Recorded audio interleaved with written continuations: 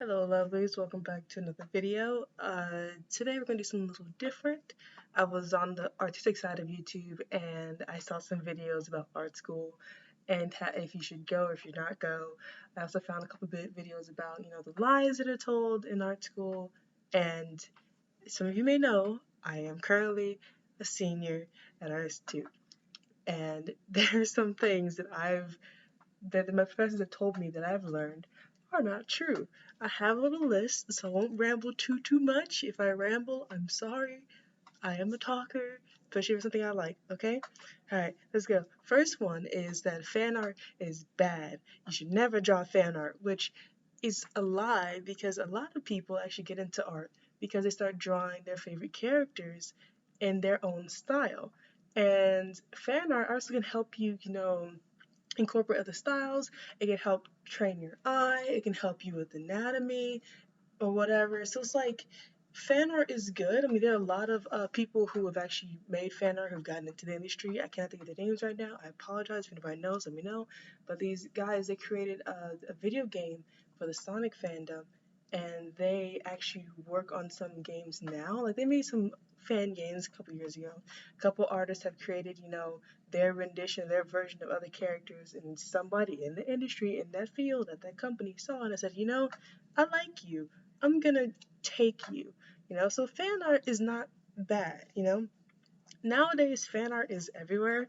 I mean, if you watch certain TV shows, you'll notice that some of the animators will put in some of their own flair. Like, I was watching this one cartoon. I can't think of the name for the life of me right now, but they had a couple. It was made out of Gumball. They had a couple anime-esque things there. They had like Dragon Ball Z, like the Super Saiyan power up or whatever. So it's like fan art isn't bad. It could be a hobby, but it can also be a profession. People sell fan art and make a living. Like, so it's a lie that art schools tell. Honestly, I'm sick of hearing it. Lie number two: only use the programs they provide, such as anything Adobe, anything Autodesk. Anything else is unacceptable, which is also a lie because A, Adobe's getting expensive as hell. I have Adobe right now, as you guys see my videos, only because I'm getting it through the school and I don't have to pay for it right now. But as soon as that expires, I'm uninstalling everything Adobe and I'm going for either Clip Studio Paint or I think it's IBS Paint or whatever. One of those, and I'm gonna go to using DaVinci for editing videos because I have that, and DaVinci is free. So there are other alternatives that work just as good. It helps to know these programs because a lot of people in the industry do use Adobe and things like that. But it also helps to know other programs because it shows that you are willing to go out of your way and learn something new. But at the same time, what's the point of me learning a whole new program if I know a program that does the exact same thing in a way that I'm comfortable with? Which is why I don't like Autodesk. I don't have Autodesk on my computer anymore. I have Blender now for anything 3D or 3D animation because Blender does all of that. It's much faster, it doesn't take as much space, and I can transfer those files from one software to another much easier compared to Maya and Max, which are prone to crashing. So there you go. Lie number three: anime is bad. Only realistic or Western cartoon styles are good, which is a goddamn lie.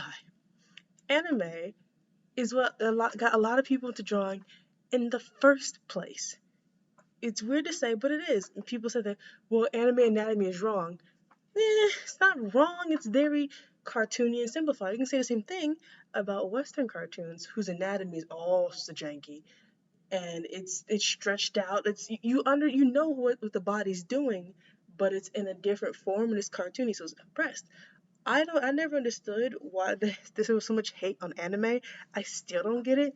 I've spoke to a couple of my professors about it. They just told me that anime doesn't make any sense, and I'm like, and you think that some Western cartoons make sense? Like, it's a cartoon. Anime just means Japanese animation. That's it. Anime is not bad.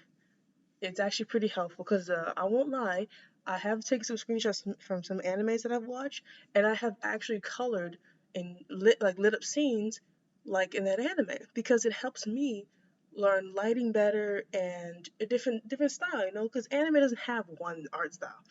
There are like certain traits that can make something anime like, but it doesn't have not everything in Japan, like not everything is anime. If that makes any sense. I'm probably describing it wrong, but if you know anime, you know Western cartoons, cool. If you're a realistic drawer, awesome. Not a lot of people are realistic artists. Some are surrealists, some are semi-realist. Because I don't have that kind of patience to be a realist. But that's just me. All right, moving on. Line number 4. The more expensive the paint or materials, the better. Now this goes strictly to my traditional artist people out there who they always say you need to get the top name brand stuff because it'll last longer. You need to get the best oil paint. You need to get the best. Like, you don't need to get all of that. The only thing I will say you should probably go out of your way to, like, getting a little extra mile is the paper, because cheaper paper will, like, it'll wither in time faster compared to something that's a little bit more expensive. But even then, if you don't have that kind of money, regular paper just is fine. You can always laminate the paper when you're done. So it's like, dang it, Discord. So you can always you don't have to. You can make beautiful things with cheaper, simple products. Like, there are some people who use Copic markers. There are people who use color pencils who make realistic images. So it's like, you don't need these expensive things, but every art teacher will push it like you need to have it. You need it. And it's like, you really don't. Take it from my experience.